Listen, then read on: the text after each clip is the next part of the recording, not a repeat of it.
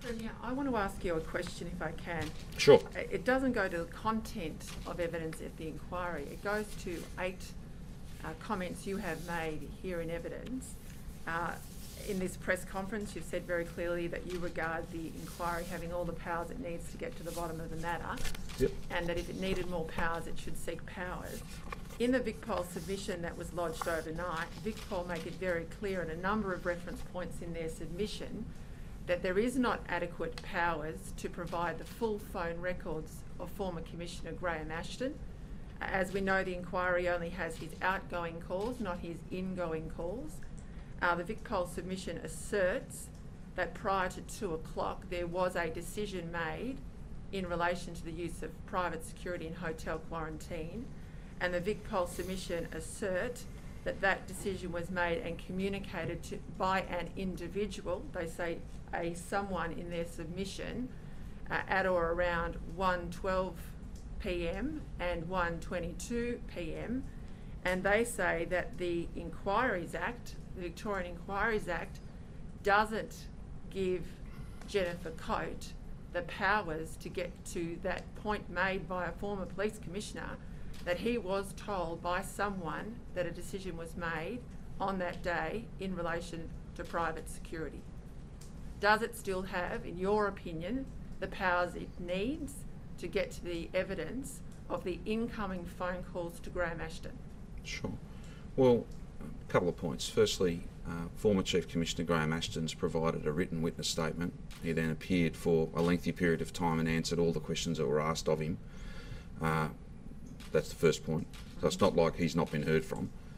The second point I'd make is that, in my judgment, if former Judge Coate was of the view that she needed further powers, then she would ask for that through the appropriate channels. I don't believe there's been any request for additional powers or, if you like, the communication of a problem. So here we think this is an issue we'd like to get to the bottom of, and we're limited in some way. I don't believe there's been any. That's not been the view that the board has put to government. That's very much on that. I know that's the view of perhaps Victoria Police. Victoria Police. In their submission. Yeah, and there are lots of submissions, but Victoria Police are not running this inquiry. The inquiry is being run by a former judge. The powers that they seek in relation to the Telecommunications Interception Act are federal powers. They're powers that are not even in your gift to provide. No, indeed. But again, the key point here is Victoria Police have made a submission. The inquiry will look at that submission like all submissions that are made. This sort of line of inquiry is not brand new. This has been, this issue is not being raised for the very first time. I think this would be known to the Board of Inquiry, and I'm just making the point to you that I think they're uniquely placed to know whether they have adequate powers or not. They certainly, and I'm not for a moment saying it would be my gift or the gift or something they could simply do. Commonwealth legislation, Yes, absolutely. That's the point I'm making. What I'm saying to you is, though, they've not given, even though they are uniquely placed to determine what they need, they've not come to me, they've not come to government and said, look, this is a gap, this is a deficiency, we need it remedied. Can you assist us, for instance, in that? There's been no such dialogue or discussion. If it were to come forward, if they were to raise an issue like that or any other issue, much like when they came to us a couple of weeks ago, roughly a couple of weeks ago, and said we need more money, the answer was almost instantaneous, and it was in the affirmative. So we're all here to help and to provide whatever support and assistance we can. With respect, Premier, it's not a question of resources. This is a question of access to telephone records, sure, which would prove, according to the contention of Victoria Police and Graham Ashton, that an individual communicated in that 6-minute period to Graham Ashton that there was a decision, not a creeping assumption, that there was a decision in relation to hotel quarantine. Now, Graham Ashton's records are incomplete because he cannot access, without a federal warrant, not state warrant, federal warrant, the incoming call record. But I might state that Chris Eccles, your records, Lisa Neville's records, and indeed your Chief of Staff's phone records, none of those at all have been provided to this inquiry.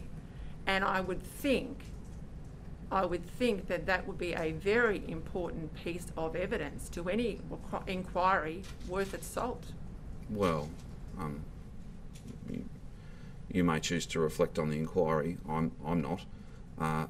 They will seek what they believe is appropriate, and I don't think anyone. I'm making the point they don't have Yeah. the powers under the State Inquiries Act.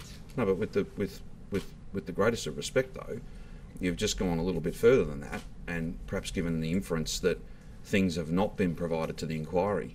The inquiry didn't seek any of the material that you've just outlined. So I wouldn't want anyone listening or watching at home to think that there was some material that was not handed up. It was not sought. All material that has been sought has been handed up, and all those, to my knowledge, all those who were asked to give evidence or to provide witness statements have done that. I'm not arguing that there's an equivalence between the budget and statutory powers. The point I'm making to you, though, maybe I wasn't as clear as I should have been. The point I'm making to you is, at any point where this inquiry has sought more from the government, the answer has been yes. So the budget issue, I think, hopefully establishes a really key point here. If a deficiency, if a problem were raised, then we would work as cooperatively as possible with former Judge Coate to try and remedy that. Whether it was within our gift or not, we are able to make representations to others, and we do that on a regular basis. So but those matters have not been raised. Were you specifically asked for your phone records to be tendered to the inquiry? I don't believe so. And do you know? And that's not a matter for me, though. That's a matter for the board. As to others, I can't answer for that. You'd have to speak to the board about what it is what they did and didn't seek, what they did and didn't ask for. That's entirely a matter for a process that is completely at arm's length from government, as it should be, under an act of the Victorian Parliament. Premier, just one more question from me. Because of the constraints of the Federal Telecommunications Interception Act and the inquiry being able to obtain complete and full phone records, we know that the issue, and it's included again in Graham Ashton's submission today, in closing statement to the inquiry, the Coate inquiry, it pertains to an incoming call to Graham Ashton, as he says, in that 6-minute period. Given the constraint of getting the incoming calls, for the avoidance of doubt, are you, Chris Eccles, and indeed your Chief of Staff, prepared to provide your outgoing calls in that 6-minute period, which would be freely available to you from Telstra, freely available in your own personal records? That information has not yet been provided to the inquiry. Would you be happy to provide that to the inquiry? We've been happy all along. If the inquiry sought information from us, from any Victorian, then the answer should be yes. To provide it anyway, whether they ask for it or not. I mean, it goes to the heart of the question of who called Ashton in that 6-minute period. I would have thought that we'd well and truly established, if not from today's press conference, but from many that I've done in recent times, that the inquiry is independent. The Inquiries Act makes that. That's not a matter of opinion, that is a matter of fact. And I'm not going to get into, if you like, telling the inquiry what they should seek, what they should call for, what they should find. They are, having looked at nearly 300,000 pages, having heard from witnesses from, far and wide, I'm confident that if they believe there is a deficiency or an incompleteness in terms of the picture that they are working with, it is within their power to raise those matters. It is not in their power. Let me be very clear. No, you don't. The inquiry that you have established, led by Jennifer Coate, under the Victorian Inquiries Act, does not have the power to request from you or your Chief of Staff or Mr. Eccles phone records. That is only under the Federal Telecommunications Interception Act. It is not a power or an ability open to Justice Coate. But you, as an individual, your Chief of Staff and Mr. Eccles can willingly provide that information now and completely clear up this 6-minute period that has been, I think, the subject of a lot of debate and conjecture. You could clear that up tomorrow with your own free provision of records available to you now. I understand the point that you're making, but the point you're making seems to miss, I think, a really key element here. I've given evidence. Mr. Ashton's given evidence. There's no federal or state prohibition on people being asked a question. In fact, they're obliged, regardless of which Parliament passed the law, to answer fully. Premier. Yeah, but he could have been asked about those matters. but he I'm not the one doing the asking. Excuse me, Premier, but in his evidence again today in the submission and closing arguments, when Mr. Ashton is asked, he does say that someone called him with that decision. Someone called him. He can't recall who it is. But Well, there you go. So, again... No, please. He's a former police commissioner who clearly says he had a call in that period of time. He cannot remember the name, but he says it was an individual. He puts it again in writing into the submission. Now, if his we're kind of going around in circles here. What I'm saying to you if is his record that of incoming calls could be obtained, we would be able to tell who called him.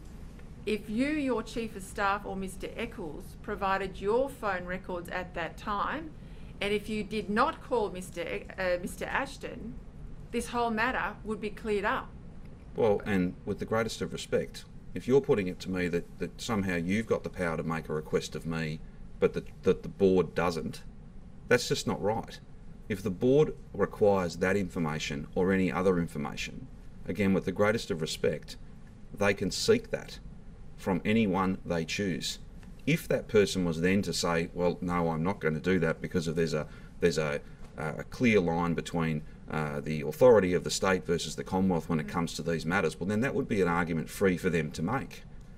But with the greatest of respect, I don't agree with the notion that somehow you and your network have an ability to put something to me and make a request of me, but the Board of Inquiry doesn't. The Board has that power.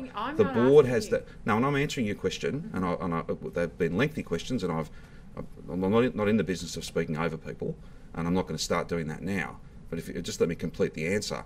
The Board, in my judgment, has the powers it needs. They've not sought any additional powers. They've not highlighted to me or anyone else that I'm aware of any deficiencies or gaps in their terms of reference or in the powers and functions, the abilities that they have. It is free for them to seek further information from anyone. They've not done that. But I am confident that if they believe this matter to be critical, they believe this matter to be of interest to them even, not necessarily importance, those judgments are not for me to make. They would make that judgment. They'd make a request. No such request has been made. Not to me. So I'm not suggesting, or please don't infer, that I am demanding you put those records out. My question to you is, very clearly again today, in the Victoria Police submission, they say there is not the powers available to this inquiry in Victoria, as does the Inquiry Act, as does the terms of reference that you establish this inquiry under.